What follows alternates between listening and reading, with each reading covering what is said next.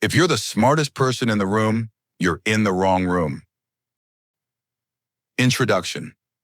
Most people dream of becoming rich. They imagine a life of financial freedom, choices without limits, and the ability to provide for their family without worry. But here's the truth that very few people realize. Money doesn't start with your bank account. It starts with your mind. The way you think about money will determine whether you struggle your whole life or build a path to lasting wealth. In this audiobook, we're going to explore how rich people think differently from the average person. Not because they are smarter, not because they are luckier, but because they've learned to approach money, time, and opportunity from a mindset of abundance instead of scarcity. They see things that others miss, and because of that, they act in ways that create more opportunities and more wealth. Think about this for a moment. Every wealthy person you admire, whether it's a famous entrepreneur like Elon Musk, a legendary investor like Warren Buffett, or even a local business owner in your own community, they didn't get there by accident. They got there by building habits of thought that guided their decisions, even when things were difficult. While the average person might give up at the first sign of failure, rich people see failure as feedback. While most people trade their time for money, the wealthy look for ways to build systems, businesses, and investments that make money for them. This audiobook is not about overnight success or get-rich-quick schemes. It's about rewiring the way you think so that over time, you naturally make smarter financial choices. By the end, you'll understand 8 key mindsets that separate the wealthy from everyone else. These are not complicated theories, and you don't need a degree in finance to apply them. In fact, many of the richest people in history started with nothing more than a shift in mindset and a relentless drive to apply it. Now let me set the stage with a simple comparison. Imagine 2 people who both earn the same amount of money. One of them spends every dollar on comfort and entertainment, never thinking about tomorrow. The other person uses part of that income to invest, to learn, and to grow. 10 years later, one person is still stuck, while the other has built a foundation of wealth. Same income, completely different outcome. Why? Because of mindset. That's the power of thinking like the rich. It's not about luck, and it's not about being born into wealth. It's about learning to see opportunities, value your time, and take control of your financial future. So as you listen to this audiobook, I want you to do more than just hear the words. I want you to imagine yourself applying these mindsets in your own life. Picture the future you could create if you stopped thinking like the average person and started thinking like the wealthy. Most people want to be rich, but very few think like the rich. This is your chance to be one of the few. Let's begin. Chapter 1: Scarcity versus Abundance Thinking. One of the most powerful differences between the rich and the average person begins in the mind. It starts with how we view the world, how we see opportunities, and how we talk to ourselves about money.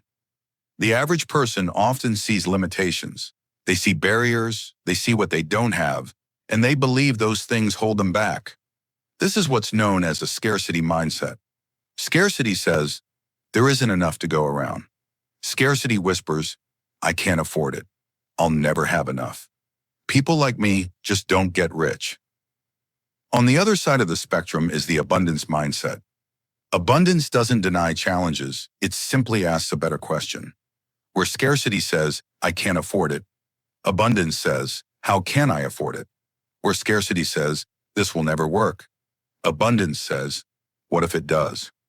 This small shift in thinking makes all the difference in the world.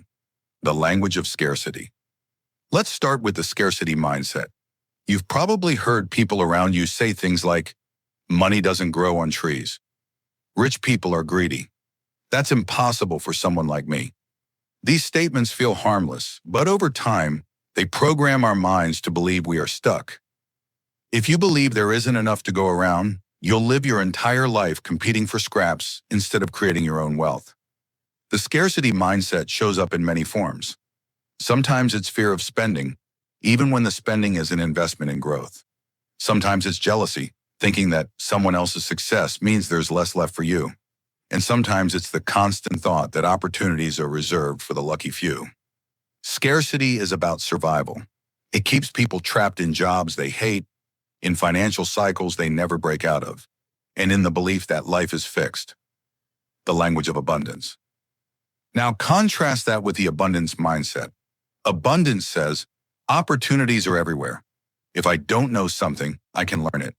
If I can't afford it today, I can figure out how to afford it tomorrow. Abundance is about growth. It doesn't mean ignoring reality or pretending things are easy. It means believing there's always a way forward. People with an abundance mindset don't ask if it's possible, they ask how it's possible.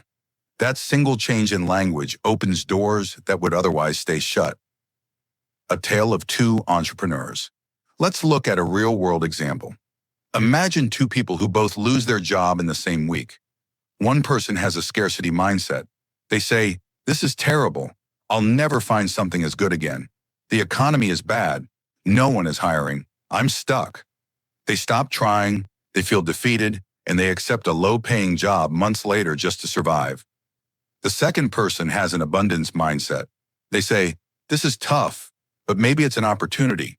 What skills do I have? What problems can I solve? Who can I talk to about new opportunities?" Instead of shrinking, they expand their vision.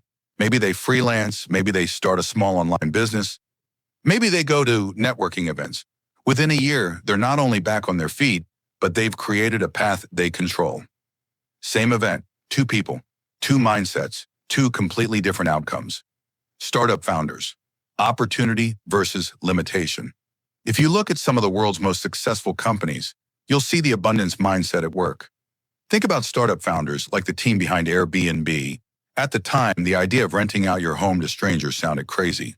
Most people would say, "No one will ever trust this. Hotels dominate the market. It's impossible."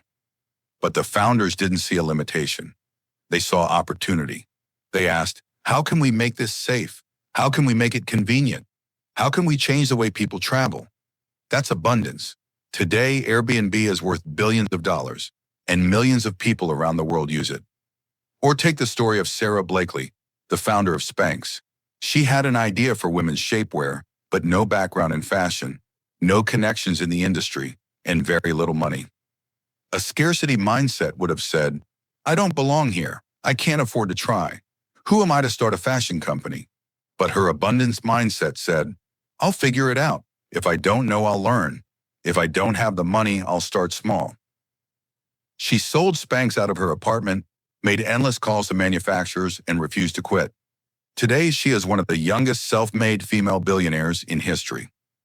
Why this matters. Scarcity keeps you playing not to lose. Abundance helps you play to win. Scarcity keeps you asking, "What if it doesn't work?" Abundance keeps you asking, "What if it does?" And here's the truth. Both mindsets can be right. If you believe you can't afford something, your brain will stop searching for solutions. If you believe you can afford something, or at least that you can figure out a way, your brain will start finding possibilities. The mind is a powerful filter. It will show you what you expect to see.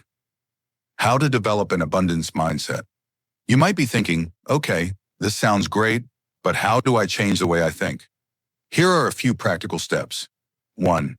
Change your questions. Instead of asking, "Can I afford this?" ask, "How can I afford this?" Instead of asking, "Why me?" ask, "Why not me?" 2. Surround yourself with abundant thinkers. Spend time with people who see opportunities. Their energy will rub off on you. 3. Reframe failures.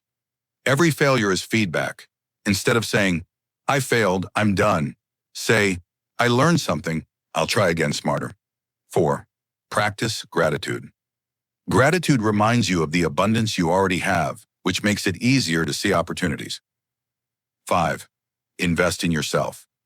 Education, skills, relationships. These are all forms of abundance. Closing thoughts.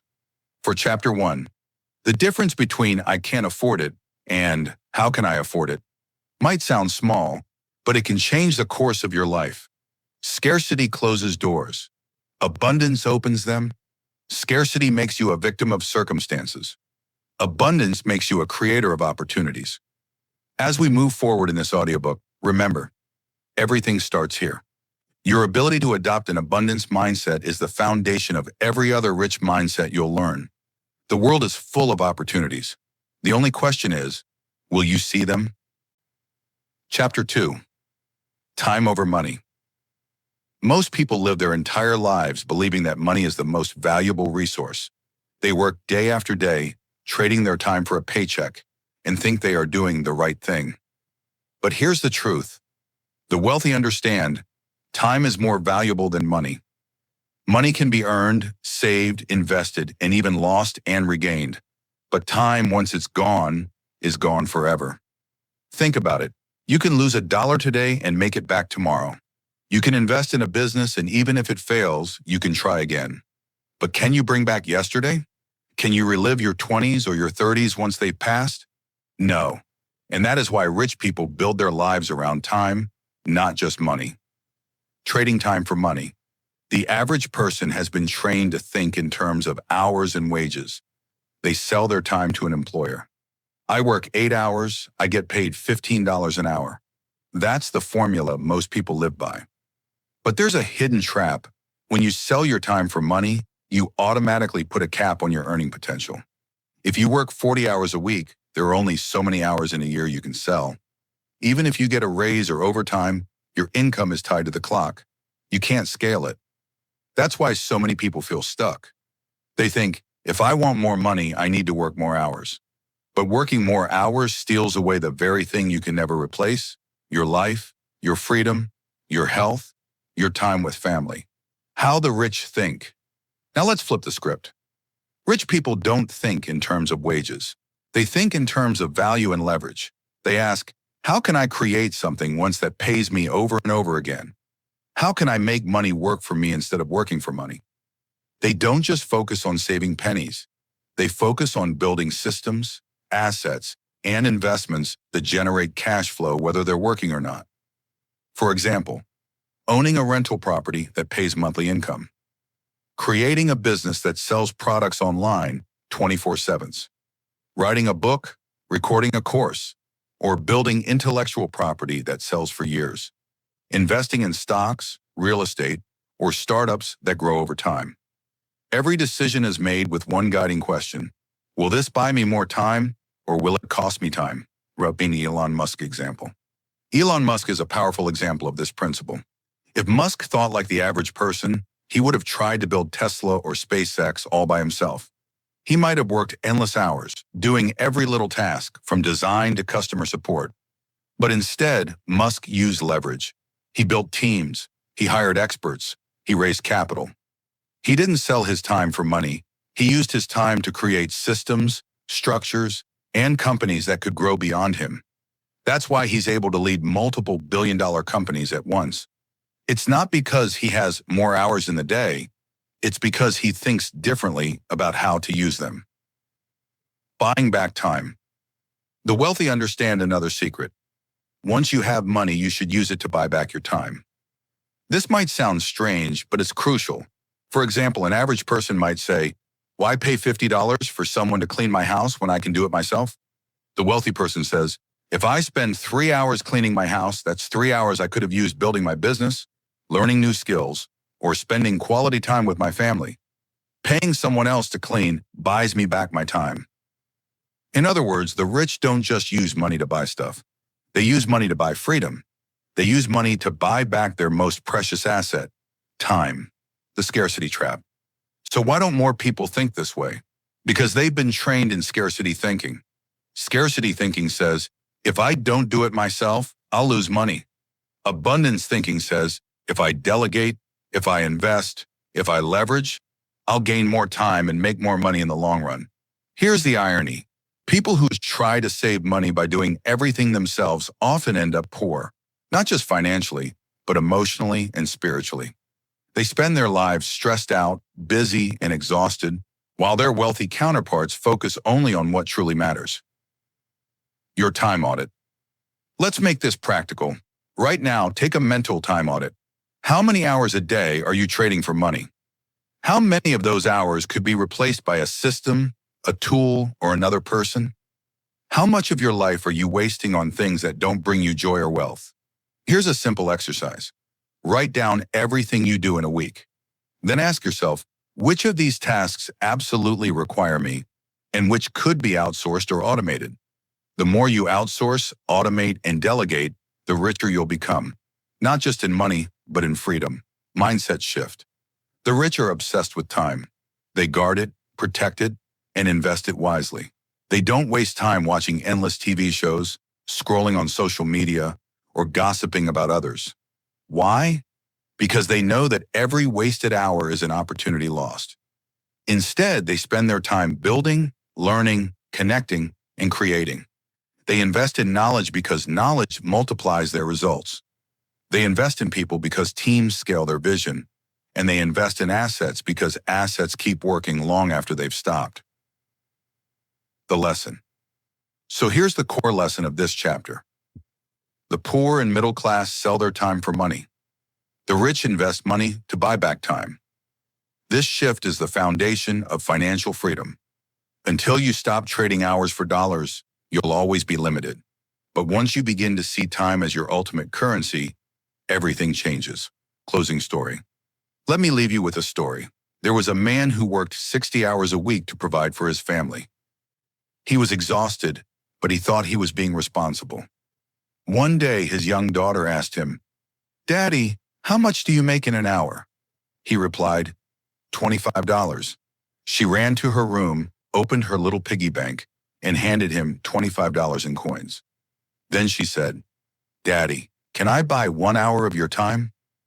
The man broke down in tears. At that moment, he realized that money wasn't what his daughter wanted, it was his time. And that's the truth the rich already know. At the end of your life, you won't wish for more money. You'll wish for more time. Use your money to create a life where your time belongs to you. Chapter 3. Building assets, not just income. Most people grow up believing that the key to wealth is to earn a high income. Go to school, get a good job, work hard, and you'll be successful. That's the formula many of us were taught. And while earning money is important, income alone does not create lasting wealth. The truth is simple but powerful. Jobs pay the bills, but assets build real wealth. Let's break this down. When you have a job, you're essentially trading your time for money. You show up, you put in hours, and at the end of the month, you get a paycheck. That's income. But what happens if you stop working? The income stops too. You may have lived comfortably for years, but if you don't build something beyond that paycheck, you're left vulnerable. This is where rich people think differently. They focus not just on income, but on building assets. Assets are things that continue to generate money for you, whether you work or not. Stocks, real estate, businesses, intellectual property like books or patents, even online platforms that create passive revenue, these are assets. Unlike a paycheck, they don't disappear when you stop working. In fact, many assets grow stronger and more valuable over time. Think about Warren Buffett, one of the most successful investors of all time. Buffett has often said, if you don't find a way to make money while you sleep, you will work until you die. And that's exactly the lesson here. Buffett didn't get rich from a high-paying job. He got rich by building a portfolio of assets, companies, and investments that grew in value, generated dividends, and compounded year after year. He started small, buying his first stock as a teenager, but his focus was never on quick income. It was always on long-term ownership. To put this into perspective, imagine two people. The first is a highly paid lawyer earning $300,000 per year. Sounds impressive, right? But this lawyer works 60 hours a week, has no time freedom, and every dollar depends on showing up to work. If he stops, the money stops. Alright? The second person owns a few rental properties and a small e-commerce business. Maybe their yearly cash flow is only $120,000 less than half of the lawyer's salary. But here's the difference. Their assets keep producing income whether they're on vacation, sleeping, or even sick in bed. And over time, those assets can grow the properties, increase in value. The business scales, the systems multiply. Who's wealthier in the long run? It's not the lawyer with the big paycheck. It's the person who owns income-generating assets. This distinction between income and assets is one of the biggest mindset shifts that separate the wealthy from the average. Rich people know that jobs are temporary, but assets are what create financial independence. The trap of high income without assets. Many people fall into what we can call the income trap. They get a good job, they earn a big salary, and then they raise their lifestyle to match. Bigger house, nicer car, expensive vacations. On the outside, they look rich. But if you look closely, they own very few real assets. They're stuck on a treadmill. The moment their paycheck stops, their lifestyle collapses. This is why you'll often hear stories of celebrities or athletes who earned millions of dollars but ended up broke. They focused on income, their contracts, their appearance fees, but didn't convert that income into assets. Without assets, even millions can vanish. On the other hand, some of the wealthiest families in the world live modestly but control vast portfolios of assets. That's the real game. It's not about how much you make today, but how much you own that will keep making money tomorrow. Practical steps to start building assets. Now you might be thinking, okay, that sounds great, but where do I even start? The good news is you don't need millions to begin building assets. You can start small and grow. Here are a few steps. 1. Shift your mindset. Stop asking, how can I earn more income? And start asking, what assets can I build or buy? 2. Invest in stocks or index funds. Even small, consistent investments can compound over time. Buffett built much of his fortune this way. 3. Consider real estate. A single rental property can provide steady cash flow and long-term appreciation. 4. Build a side business. Whether it's e-commerce, content creation, or software, businesses are assets that can scale far beyond your personal time. 5. Create intellectual property. Books, courses, apps, or designs can generate income long after the initial work is done. The key is to start thinking beyond your paycheck. Even if you have a job, and most people do direct some of your income into assets that will work for you in the future. The Buffett example. Let's return to Warren Buffett for a moment. What makes him extraordinary is not just that he invested, but that he invested with patience. He didn't chase quick wins. He understood that assets build wealth over decades, not overnight. One of his famous investments was in Coca-Cola. He didn't buy Coca-Cola stock because he thought it would double in a year. He bought it because he believed in the company's long-term ability to generate cash. Decades later, that investment still produces millions in dividends every single year. That's the power of assets. They don't just pay you once, they pay you over and over again. Your takeaway. If you remember only one thing from this chapter, let it be this. Income makes you comfortable. Assets make you free. Anyone can earn a paycheck, but to build true wealth, you must shift your focus to owning and creating things that last. Whether it's stocks, businesses, real estate, or intellectual property, assets are the foundation of financial independence. Rich people think long-term. They don't just ask, how much can I earn this month? They ask, what can I own that will keep producing for decades? That's why they get richer, even when they stop working. So as you move forward, I want you to start looking at your own financial life.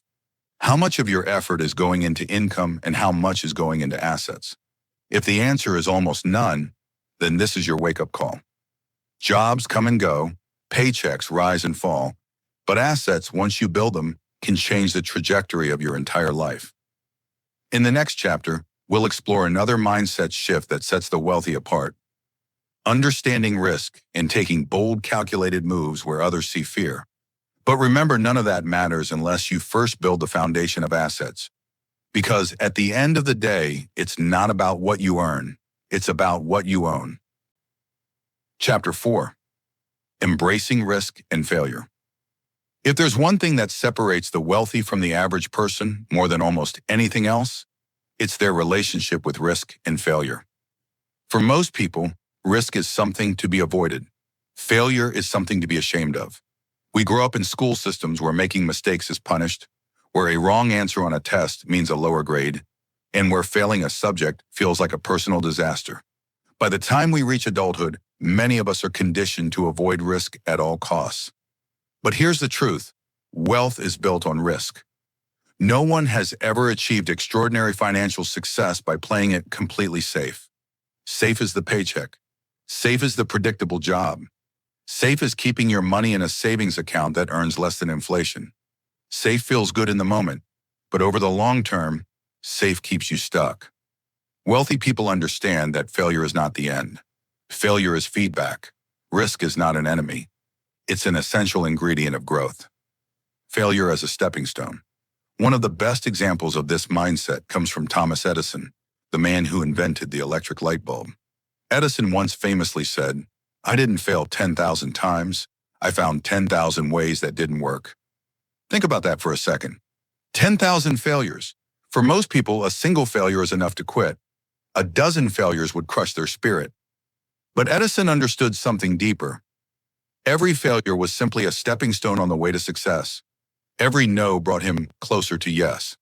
That's exactly how wealthy people think about their financial journey.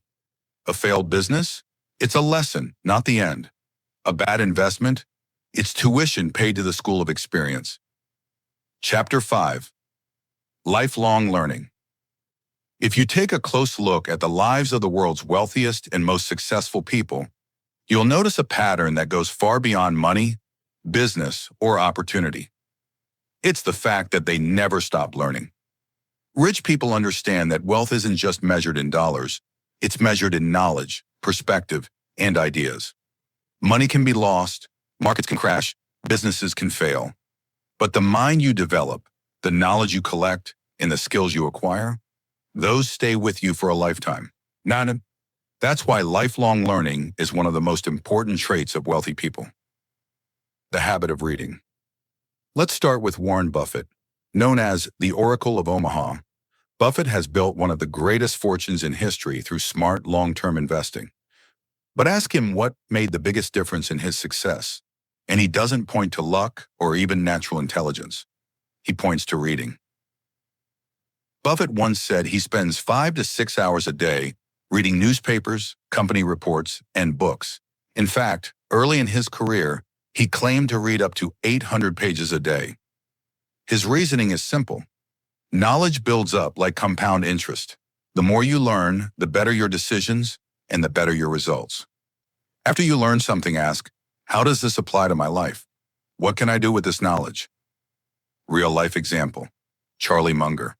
Let's not forget Charlie Munger, Buffett's longtime business partner. Munger is legendary for his wide-ranging knowledge across multiple disciplines. He once said, "In my whole life, I have known no wise people who didn't read all the time, none, zero." Munger believes in building what he calls a latticework of mental models frameworks from different fields that help him see problems from unique angles. That's another secret of lifelong learners. They don't just stick to one subject. They connect dots across fields, which often leads to groundbreaking ideas. Your takeaway. Here's the bottom line. Wealthy people are students forever. They understand that knowledge compounds faster than money. Every book, every conversation, and every lesson adds up to an advantage that most people will never see because they stop learning too soon. If you want to think like the rich, start by building a daily learning habit. Read, listen, question, explore. Make your mind your greatest asset. Because while income may fade and markets may crash, the knowledge you carry will always create new opportunities, so pause. Warren Buffett reads. Bill Gates reads. Elon Musk reads. The question is, will you? Chapter 6. The Power of Networking. There's an old saying, show me your friends and I'll show you your future. When it comes to building wealth, few principles are more powerful. Wealthy people know that success is rarely a solo journey. Yes, you need vision, discipline, and courage. But no one builds a business empire, launches an industry-changing idea, or grows extraordinary wealth completely alone. Behind every successful individual is a network of mentors, partners, investors, peers who push them higher, open doors, and create opportunities that would otherwise remain invisible. That's why networking is not just about exchanging business cards or shaking hands at events. It's about surrounding yourself with ambitious, driven, forward-thinking people who challenge you to grow. Or as the saying goes, if you're the smartest person in the room, you're in the wrong room. Why networking matters. The average person often underestimates the role of relationships in success. They think wealth is simply about working harder or being more talented. But in reality, the people you know and the people who know you can completely change your trajectory.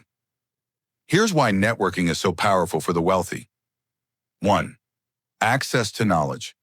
Conversations with experienced people can save you years of mistakes. 2.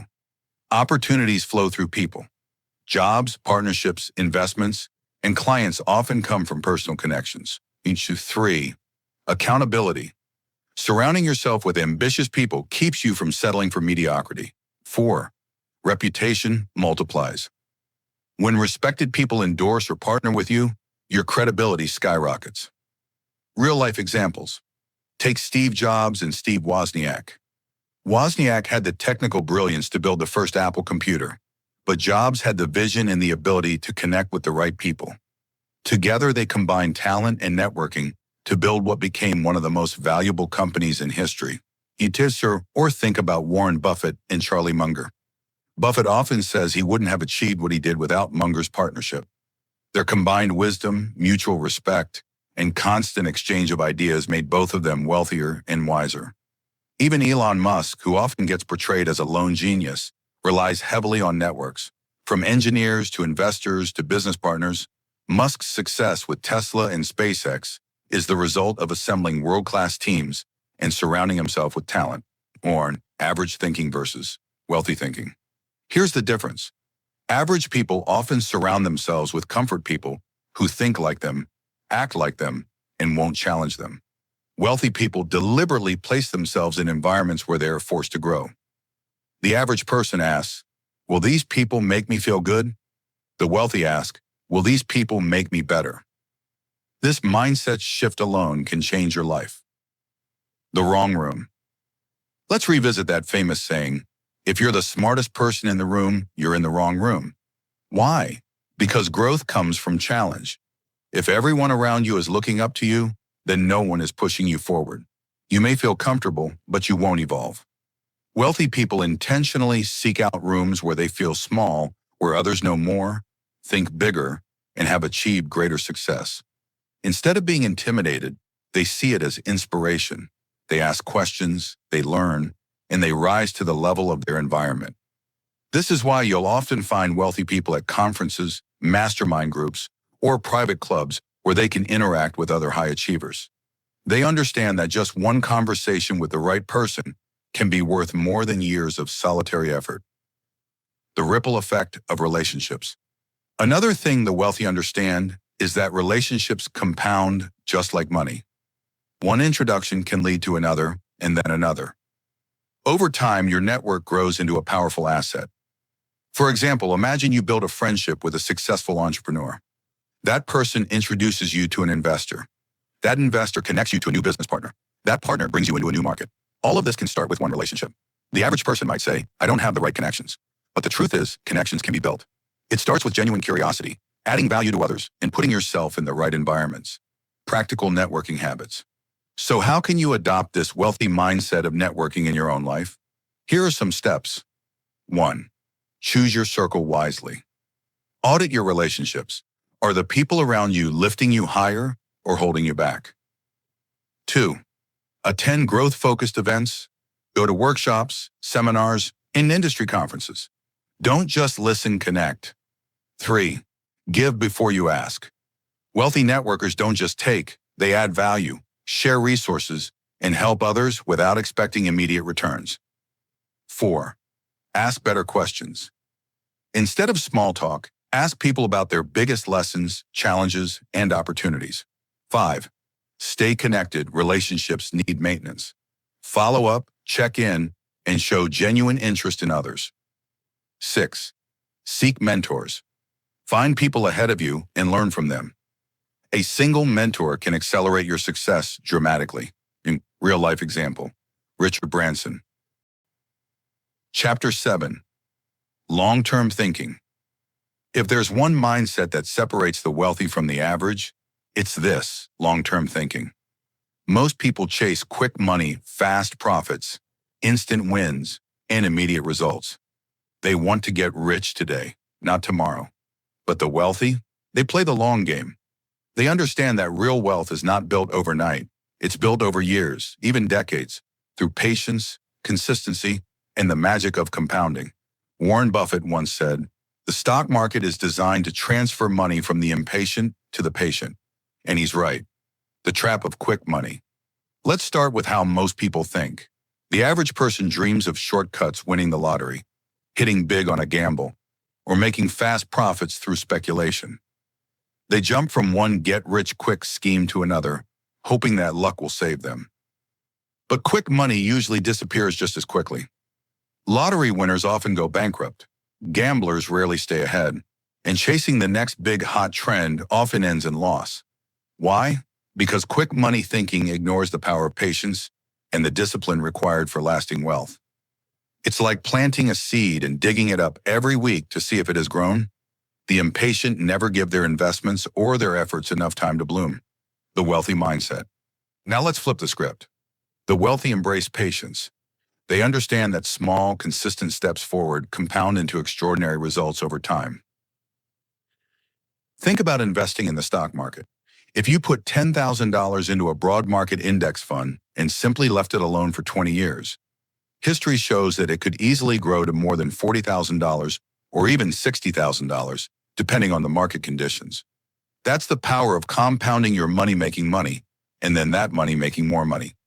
Meanwhile, someone else might try to time the market with short-term trades, getting nervous every time the stock dips. They often end up losing money, while the patient investor keeps growing. That's why Warren Buffett has held investments for decades. That's why Jeff Bezos built Amazon not for quick profits, but for long-term dominance. And that's why Elon Musk pours resources into projects like SpaceX, knowing they may take decades to fully pay off. Compounding, the eighth wonder of the world. Albert Einstein allegedly called compounding the eighth wonder of the world. He said, "He who understands it earns it. He who doesn't pays it." Here's what he meant. If you invest $1,000 and earn a modest 10% return per year, at the end of the first year, you'll have $1,100. But the next year, you don't just earn 10% on your original $1,000, you earn it on $1,100. So now you have $1,210. Over 10 years, that $1,000 grows to almost $2,600. Over 20 years, it grows to over $6,700. Over 30 years, it's nearly $17,500.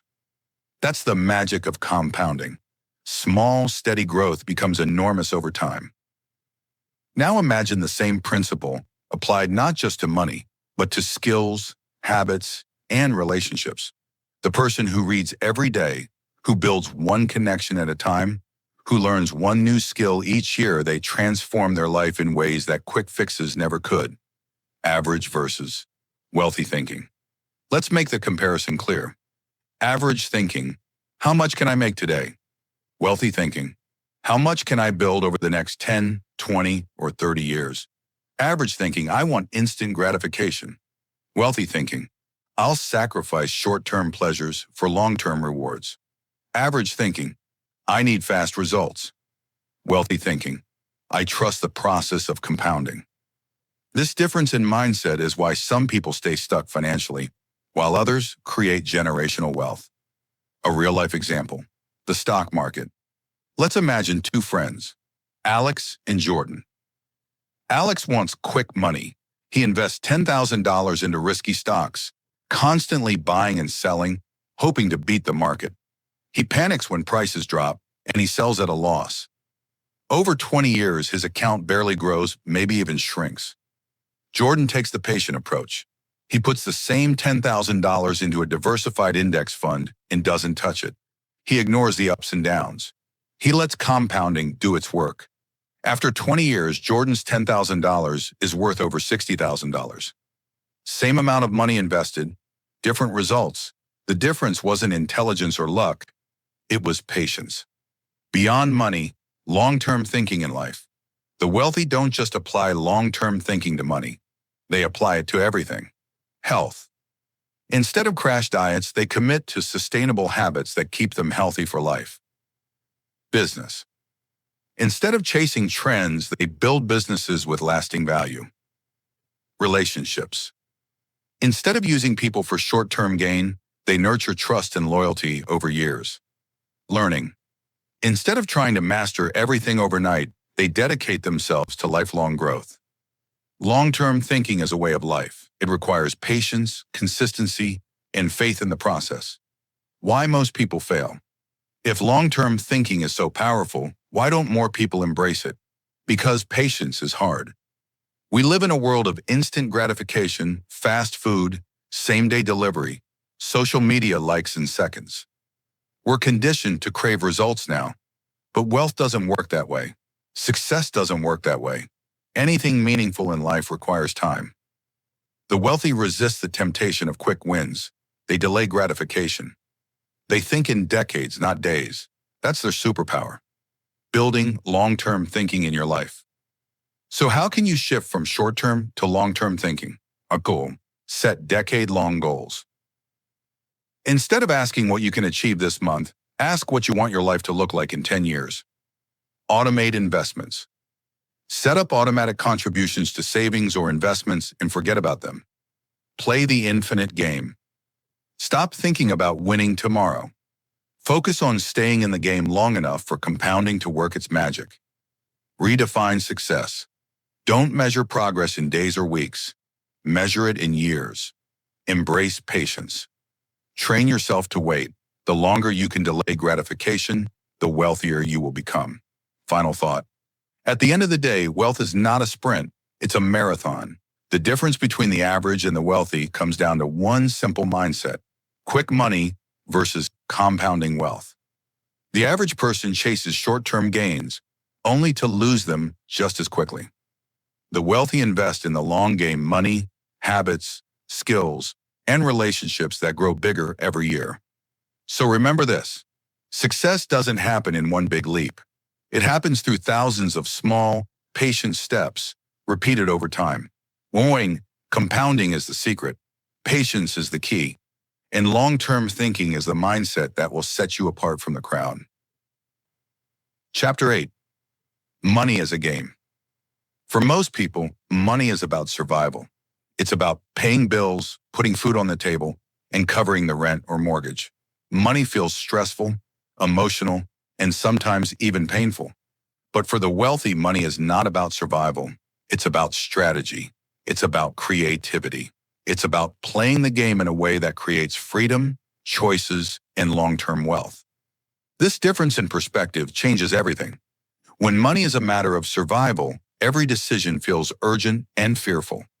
But when money becomes a game, it opens the door to growth, opportunity, and even fun. The wealthy know that money follows rules, just like any game. And if you learn the rules, you can win. Average versus wealthy thinking. Let's break this down. In our average mindset, I have to earn money so I can survive. Wealthy mindset, I use money as a tool in the game of wealth building. Average mindset, money is stressful and I never have enough. Wealthy mindset, money is a puzzle. I enjoy figuring out how to multiply it. This shift in mindset is not about ignoring responsibilities. It's about removing the fear and emotion from money and approaching it with clarity, creativity, and strategy. Money and strategy. Think of money the way a chess master thinks about the board. Every move has consequences. Some moves lead to short-term wins, but others set you up for long-term victory. The average person plays checkers with their money, focusing only on the next move, the next paycheck, or the next bill. The wealthy play chess, thinking several steps ahead, planning strategies that create future opportunities, and protecting their financial position against risk. Here's a simple example. An average person might see $1,000 as money to spend. A wealthy person might see $1,000 as a seed, a tool that can grow into $5,000 or $10,000 over time if placed in the right investment or business. The wealthy don't ask, how do I spend this? They ask, how do I multiply this? Passion, persistence, wealth. Now let's add another element to the game: passion. Wealthy people know that money itself is not enough motivation. You can't play the game well if you don't enjoy it. That's why so many wealthy individuals focus their efforts on areas they truly care about. Elon Musk didn't build Tesla and SpaceX just to make money. He was passionate about clean energy and space exploration. Steve Jobs didn't create Apple just for profit. He loved the intersection of technology and design. Passion gives the game meaning. It keeps you motivated during tough times. It helps you see money not just as numbers, but as a scorecard for how effectively you're pursuing your vision. But passion alone is not enough. You also need persistence. Every game has setbacks. Every strategy has challenges. The wealthy know that losing one round doesn't mean losing the game. Thomas Edison famously said, "I have not failed. I've just found 10,000 ways that won't work." That's persistence. That's the mindset of someone who keeps playing until they win. When you combine passion with persistence, you develop the unstoppable energy required to build lasting wealth. You play the game because you love it, and you refuse to quit even when the score looks bad. The rules of the money game. Like any game, money has rules. The average person may not take the time to learn them, but the wealthy study them carefully. Here are a few of the most important rules. 1. Money flows to value. The more value you create for others, the more money flows to you. 2. Money grows through compounding. The earlier and longer you invest, the bigger the results. 3. Money is neutral. It doesn't have emotions. It doesn't love or hate you. It follows principles, not feelings. 4. Risk is part of the game. You can't win without taking chances. The goal isn't to avoid risk, but to manage it wisely. 5. Leverage multiplies results.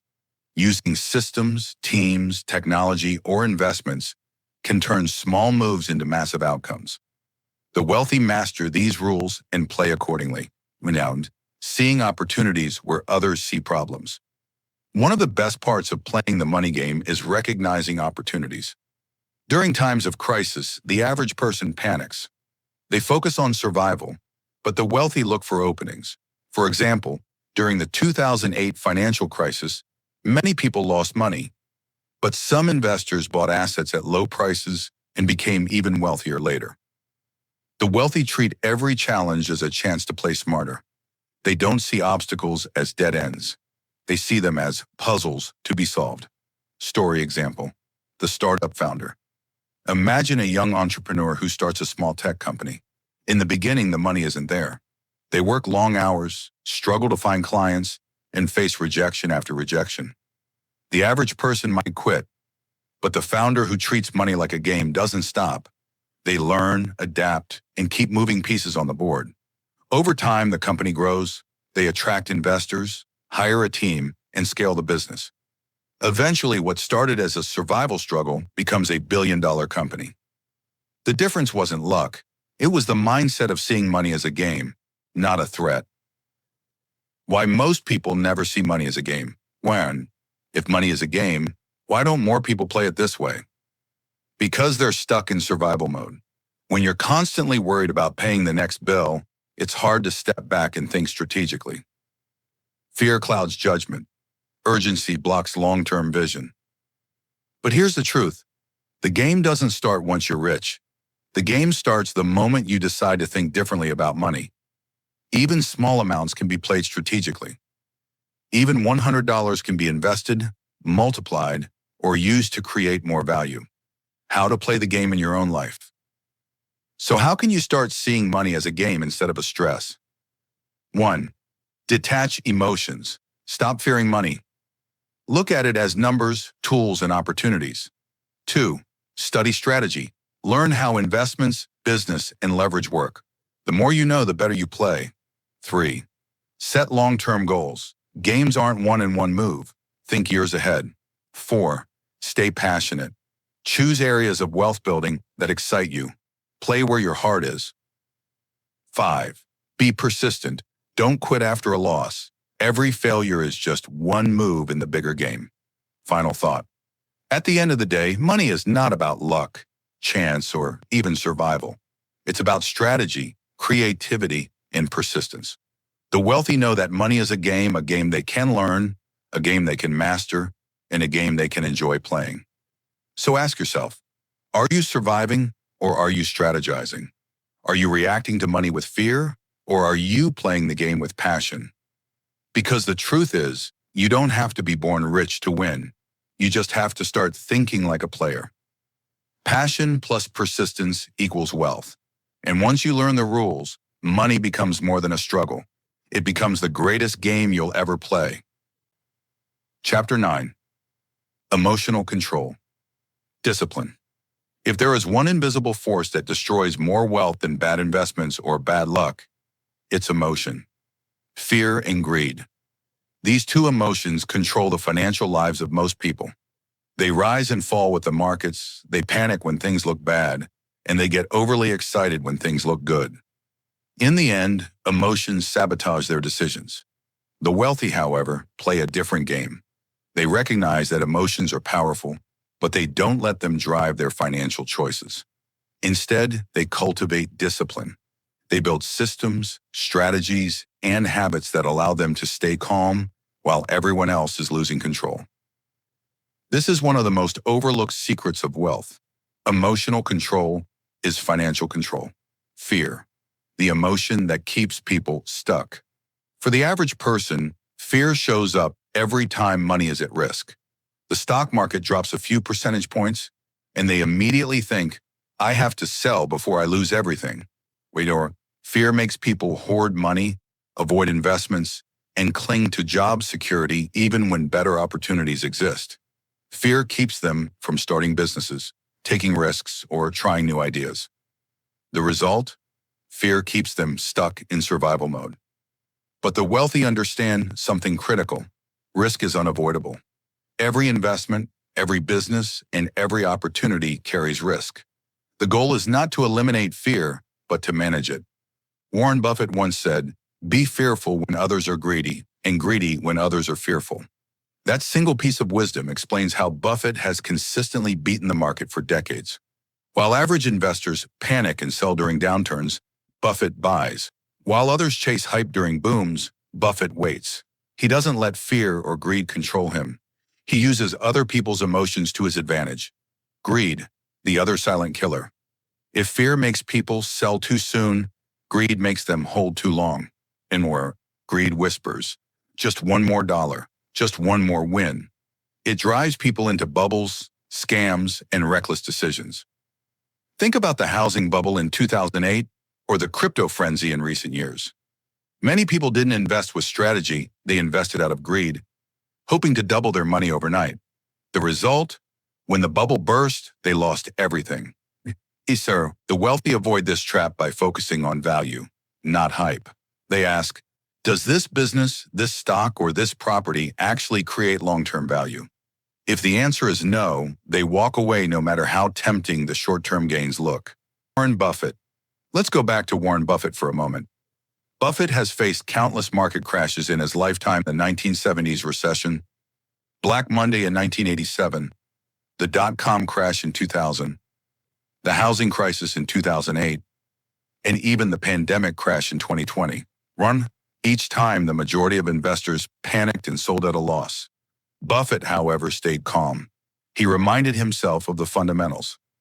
Businesses with strong value would recover, and he invested heavily when prices were low. That discipline, that refusal to be controlled by emotion, is exactly why Buffett is one of the richest men in the world today. If he had allowed fear or greed to dictate his decisions, he would not be a billionaire. Training your emotional discipline. So how can you build this level of control in your own life? 1. Have a plan before emotions strike. Decide in advance how you'll respond to ups and downs. For example, if the market drops 20%, I will hold, not sell. 2.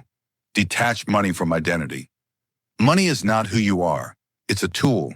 When you stop tying your self-worth to your bank account, you think more clearly. 3. Practice delayed reactions. When you feel fear or greed, don't act immediately.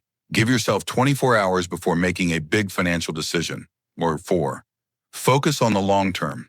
Remember, short-term volatility is normal. Ask yourself, will this matter in 10 years? 5.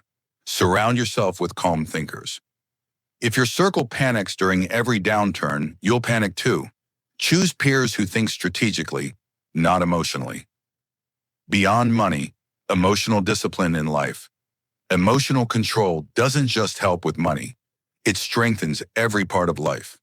In business, it helps you make tough calls without burning out. In relationships, it prevents you from making impulsive decisions you'll regret. In health, It helps you resist temptations and stay consistent. Wealth is not just about dollars, it's about mindset. And emotional discipline is one of the most powerful mindsets you can develop. Final thought. Here's the truth. The market will rise and fall. Opportunities will come and go. Wins and losses are guaranteed. But your emotions, those are yours to control. Most people let fear and greed make their financial choices, and that's why they lose. The wealthy practice discipline. They stay calm when others panic. They resist hype when others get greedy. And they keep playing the game long after others have quit. If you want to think like the rich, master this skill. Control your emotions, and you will control your wealth. Chapter 10. Giving contribution. Abundance in action. When most people think about wealth, they imagine private jets, luxury cars, and mansions. But here's the surprising truth. The wealthiest individuals in history are often remembered not just for what they accumulated, but for what they gave back. The rich understand something profound. Real wealth isn't measured by how much you keep, it's measured by how much you contribute to others. This mindset shift is powerful. Average people think in terms of holding on tightly to whatever money they have, fearful that if they let it go, they'll never get it back. Wealthy people, however, see money as a tool, a resource that multiplies when used to uplift others. They believe in the principle, the more you give, the more you grow. Scarcity versus contribution. Imagine two people. The first earns $60,000 a year and is constantly stressed about paying bills. He donates nothing, believing he doesn't have enough. The second earns the same salary, but donates 5% to a local charity every month, helps fund a friend's startup, and volunteers his time. Over a decade, the second person not only builds stronger relationships, but also unlocks opportunities because people trust and respect him. That's the difference. The average person thinks contribution is something you do after you become wealthy. The rich think contribution is a part of how you become wealthy. The Bill Melinda Gates example. One of the clearest demonstrations of this abundance mindset is the Bill Melinda Gates Foundation. Bill Gates could have retired as the richest man in the world, living quietly in luxury. Instead, he and his wife committed tens of billions of dollars to solving some of humanity's most urgent problems, eradicating diseases like malaria, improving education, and expanding healthcare access. Why? Because they understand that true legacy comes from giving, not hoarding. Gates himself has said that his wealth means very little if it isn't used to improve lives. And here's the kicker. His reputation, influence, and even business opportunities multiplied because of his generosity. Contribution didn't diminish his wealth, it amplified it. The ripple effect of giving. When wealthy people give, it creates a ripple effect. Let's take philanthropy. A single donation to a scholarship fund doesn't just help one student, it can change a family's future for generations. A donation to medical research doesn't just fund scientists, it saves millions of lives down the road. Now consider entrepreneurship. Many wealthy founders reinvest part of their success into other startups. This doesn't just grow their wealth, it gives birth to entirely new industries, technologies, and jobs. In other words, contribution sparks growth not only for others, but also for the giver. Contribution builds trust and networks. There's another side to giving, the social capital it creates. In the world of business, money alone doesn't guarantee influence. Trust does. When wealthy individuals give generously, they build trust with employees, partners, and communities. Think about it. Who do you want to work with? The entrepreneur who only looks out for himself, or the one who shares profits, invests in his people, and gives back to the community? Contribution attracts ambitious, talented people, and talented people create success. Why average people hesitate to give? So why doesn't everyone adopt this mindset? Because the average person is locked in scarcity thinking. They believe, if I give, I'll have less. Charity is for the wealthy, not me. I can't afford to contribute. But here's the paradox. Contribution often leads to more. When you give, whether it's money, knowledge, or time, you build stronger relationships, open doors, and position yourself as someone of value. The wealthy understand this cycle intuitively. Practical ways to apply contribution. You don't need billions like Gates to adopt this mindset. Start small.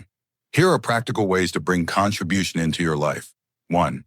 Give your time, volunteer at a local nonprofit, mentor a student, or share your expertise online. Time is one of the most valuable gifts you can offer. Continue. 2. Support causes you believe in. Even a small monthly donation can create an impact when multiplied by thousands of others. Choose causes that resonate with your values. 3. Invest in people around you. Sometimes giving isn't about charity. It's about backing a friend's idea, paying for someone's education, or hiring talent when others wouldn't take the chance. 4. Share knowledge. Freely wealthy thinkers often mentor others. Knowledge, once shared, doesn't decrease in value. It multiplies. 5. Build contribution into your business model. Companies like Tom's Shoes built entire brands on giving back. One-for-one model. You can do the same no matter how small your business. Contribution fuels happiness. Here's another truth the wealthy know. Giving makes you happier. Studies from Harvard and other institutions consistently show that people who give time, money, or resources report higher levels of fulfillment than those who don't. Think of it this way. Money can buy comfort, but contribution buys meaning. And meaning is what truly sustains a wealthy life, the ultimate wealth formula. At its core, contribution is not just about charity, it's about mindset. The wealthy believe that money is infinite and opportunities are endless. By giving, they prove to themselves and the world that they live in abundance. And this belief creates a self-fulfilling cycle. Abundance attracts more abundance. When you see money as a game of scarcity, you cling to every dollar, and your world gets smaller. When you see money as a tool for growth and contribution, your world expands. That's the difference. Key takeaway. The wealthy think beyond their own bank accounts. They measure success not just in dollars, but in the number of lives touched, opportunities created, and futures transformed. Contribution is not the end goal of wealth, it's the very pathway to it. So ask yourself, what can I give today? It might be your time, your energy, your knowledge, or your resources. Because the moment you start contributing, you begin stepping into the mindset of true wealth. Remember, the more you give, the more you grow.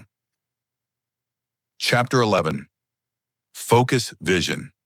If there's one trait that separates the wealthy from the average, it's focus. Most people scatter their attention in 1,000 directions.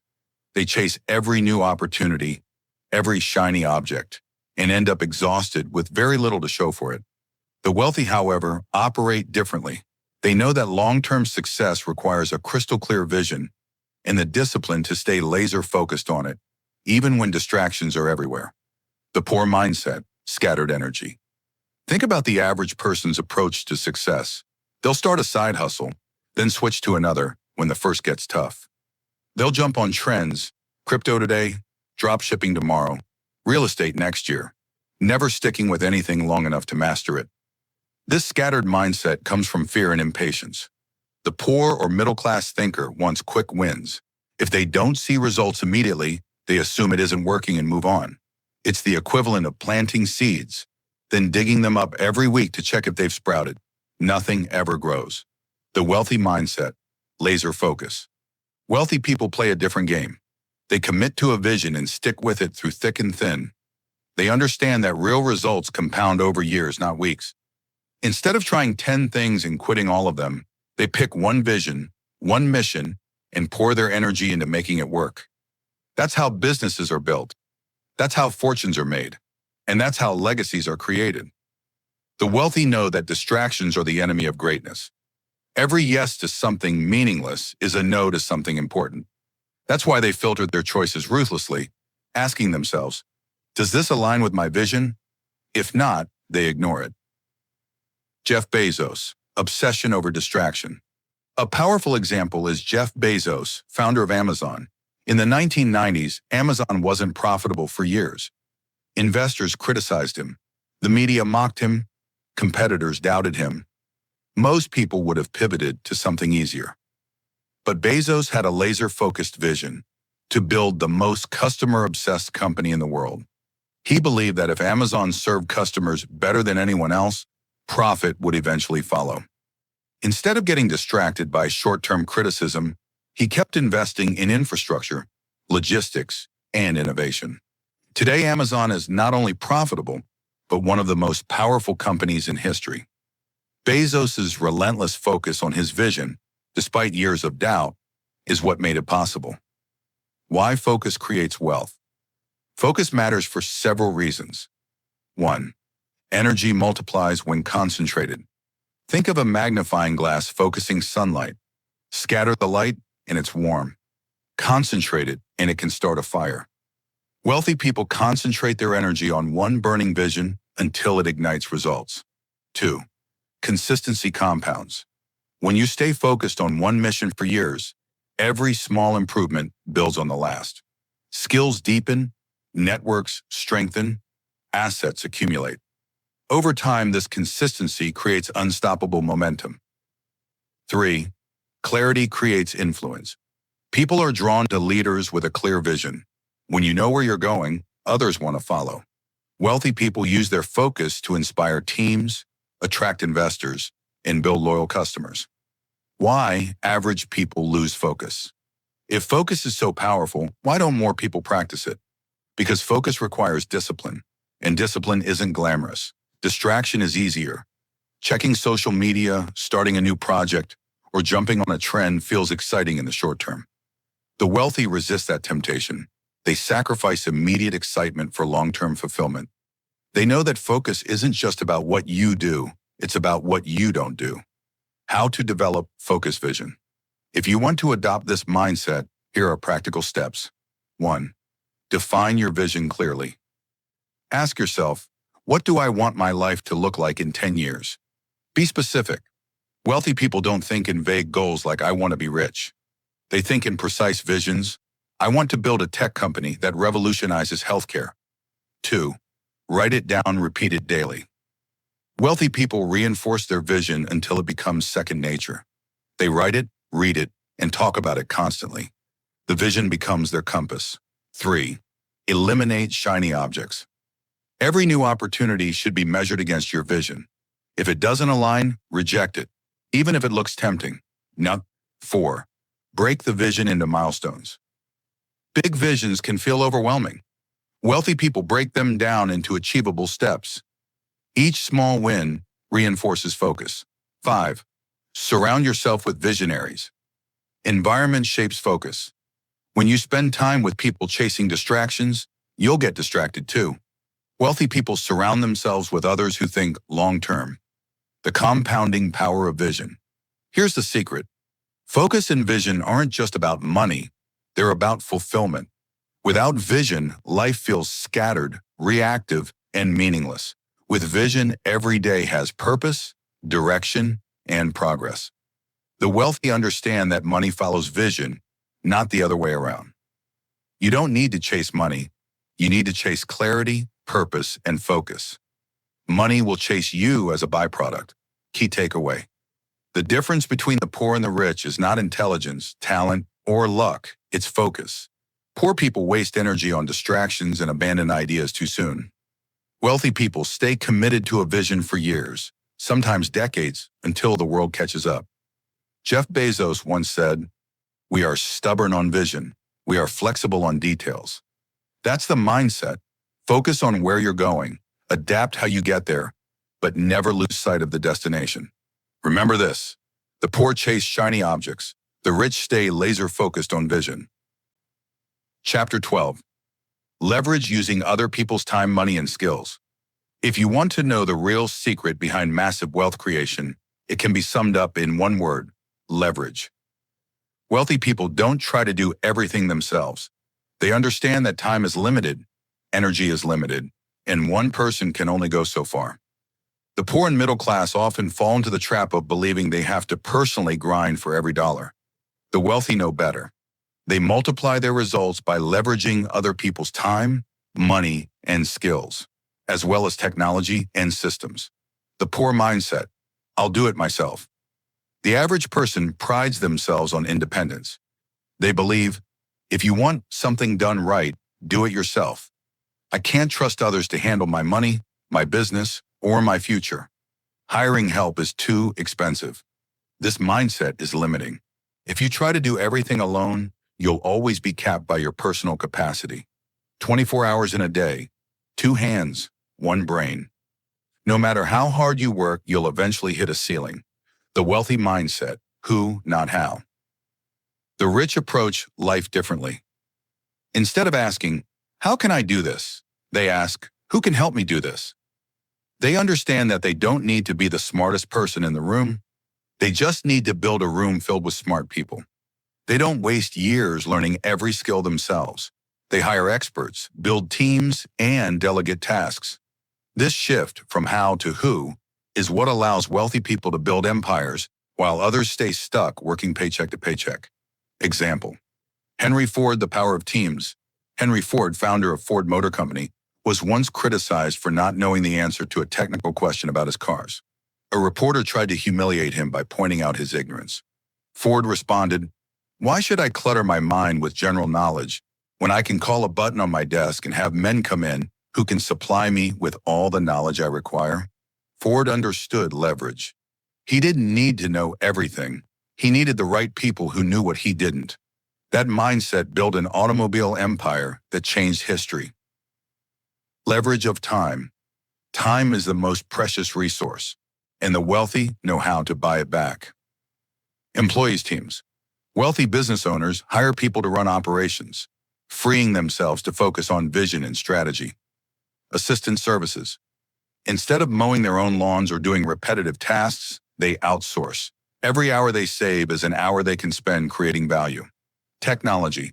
From automation tools to AI, the wealthy adopt systems that multiply their time efficiency. Every hour delegated can be invested in higher value activities, like building businesses, developing ideas, or strengthening relationships. Leverage of money. The poor often fear debt and borrowing. The wealthy, on the other hand, understand how to use other people's money to build wealth. Investors. Entrepreneurs raise capital to fund businesses they couldn't afford alone. Loans. Smart debt, used to acquire appreciating assets like real estate, becomes a wealth-building tool. Partnerships. Wealthy individuals pool resources with others to access opportunities beyond their individual reach. For example, real estate moguls rarely buy properties with their own cash. They use financing, leveraging the bank's money, while keeping their own funds free for other investments. Leverage of skills. Nobody is great at everything. Wealthy people acknowledge this and bring in specialists. Need a strong brand? Hire a top designer. Need to scale operations? Bring in an experienced manager. Need legal expertise? Pay for the best lawyer. Average people resist this because they don't want to spend money, but the wealthy see it differently. By leveraging other people's skills, they save years of trial and error, and they accelerate success. Niheno modern leverage, technology media. In today's world, leverage isn't just about people. It's also about tools. Social media, online platforms, and AI give individuals unprecedented power to scale their influence. Think about YouTube. One video recorded once can reach millions of people while you sleep. That's leverage, or software. Build an app once and it can be sold 1 million times without extra effort. The wealthy embrace these forms of leverage early, while the average person hesitates or resists change. Why average people avoid leverage? The poor and middle class often avoid leverage because 1. Fear of loss. They don't trust others with money or responsibility. 2. Control issues. They believe no one can do it as well as they can. 3. Short-term thinking. They see delegation as too expensive instead of seeing the long-term returns. But the irony is that refusing to leverage guarantees you'll stay small. True wealth is built by multiplying effort through others. Practical steps to apply leverage. 1. Audit your time. Identify low-value tasks you're doing that someone else could handle. Start outsourcing or delegating. 2. Build a network of specialists. Don't try to be a lone wolf. Surround yourself with people who excel in areas where you're weak. 3. Adopt automation tools. Use technology to free up mental and physical energy. Automate payments, emails, scheduling, even parts of marketing. 4. Learn to use smart debt. Stop fearing loans. Start studying how the wealthy use financing to buy appreciating assets. 5. Think multiplication, not addition. Instead of asking, how can I earn an extra $1,000? Ask, how can I create a system that generates $1,000 repeatedly without my direct effort? The compounding power of leverage. Here's the real beauty of leverage. It compounds. Every person you bring in, every system you implement, every dollar of capital you raise multiplies your impact. Over time, this creates an exponential effect. That's why one entrepreneur working 16 hours a day may never reach what another entrepreneur builds in 8 hours with a great team, investor backing, and smart systems. The difference isn't effort, it's leverage. Key takeaway. Wealthy people understand that success is not about doing everything themselves. It's about multiplying their impact by leveraging time, money, skills, and technology. The poor think independence is strength. The rich know interdependence is power. Remember, you don't build empires alone. You build them with leverage. Conclusion. The wealthy mindset is a choice. If you've made it this far, congratulations. You've now walked through 12 powerful shifts in thinking. The very same shifts that separate the wealthy from the average. From scarcity to abundance. From trading time for money to building assets. From fearing failure to embracing risk. And from chasing distractions to staying laser-focused on vision. You've seen how the rich think differently at every level. But here's the truth. None of this matters if it stays just as information. Wealth is not built by knowing. Wealth is built by doing. A quick recap of the 12 mindsets. Before we move forward, let's revisit the big lessons. 1. Scarcity versus abundance. Wealthy people ask, how can I instead of I can't? 2. Time over money. They use money to buy time, not the other way around. 3. Building assets. Jobs create income. Assets create freedom. 4. Embracing risk failure. Failure isn't the end. It's the tuition fee for success. 5. Lifelong learning. Rich thinkers never stop reading, growing, and adapting. 6. Networking. They build circles of ambition and opportunity. 7. Long-term thinking. They let compounding work its magic. 8. Money as a game. They play for strategy, not survival. 9. Emotional discipline. They don't let fear and greed control decisions. 10. Giving contribution. Real wealth is measured by impact, not possessions. 11. Focus vision. They ignore shiny objects and stay committed to the mission. 12. Leverage. They multiply results through people, capital, and technology. Each of these principles is simple on its own, but when combined, they form a powerful blueprint for living and thinking like the wealthy. Wealth is not reserved for the chosen few. Many people hear these lessons and think, that's great for billionaires, but I'm just an ordinary person. That's the biggest lie of all. The wealthy weren't born with a special gene. Most started where you are. Ordinary jobs, ordinary backgrounds, ordinary struggles. The difference was mindset. They chose to think differently, act differently, and stay consistent when others quit. If you can shift your mindset, you can shift your reality. It may not happen overnight, but over time, those small shifts compound into extraordinary results. The turning point. Here's something important. At some point in life, everyone faces a turning point.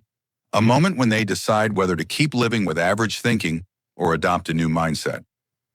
For some, that moment comes after a financial crisis. For others, it's the frustration of being stuck in the same place year after year.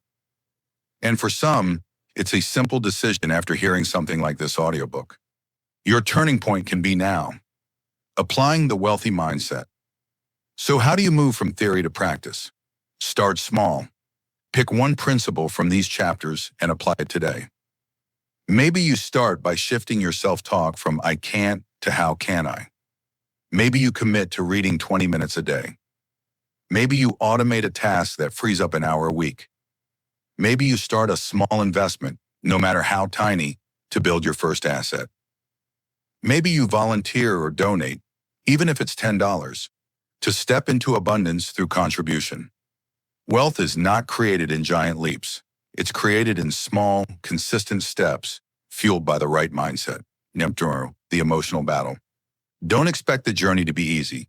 You'll face fear, doubt, and setbacks. That's normal. The wealthy experience those emotions too. They just don't let them drive the car.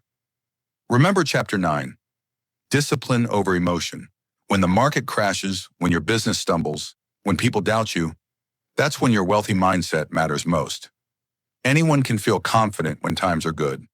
True wealth builders stay the course when times are tough. Legacy over lifestyle. Here's another lesson the wealthy know. Money itself is not the end goal. It's a tool. The ultimate measure of wealth is the life you create and the legacy you leave. Do you want to be remembered for working long hours at a job you hated? Or do you want to be remembered for the lives you touched, the freedom you built, and the vision you pursued? Wealthy thinking prioritizes legacy over lifestyle. It's not just about what you can buy today, but what you can build for tomorrow. Your call to action. Now it's your turn. Don't let this audiobook be just another source of motivation you forget in a week. Take one principle and act on it. Write down your vision, start building assets, seek out mentors, surround yourself with people who inspire growth. Ask yourself, what would the wealthy version of me do right now? Then do that. Final thought. You don't have to wait until you have millions in the bank to think like the wealthy. In fact, thinking like the wealthy is how you eventually get there. The choice is yours. You can stay in the cycle of scarcity, fear, and distraction, or you can step into abundance, discipline, and focus. Remember this, wealth is not about where you start. It's about how you think, what you choose, and how long you stay committed. So go out there, apply these principles, and build the life you deserve. Because wealth isn't reserved for them. Wealth is waiting for you.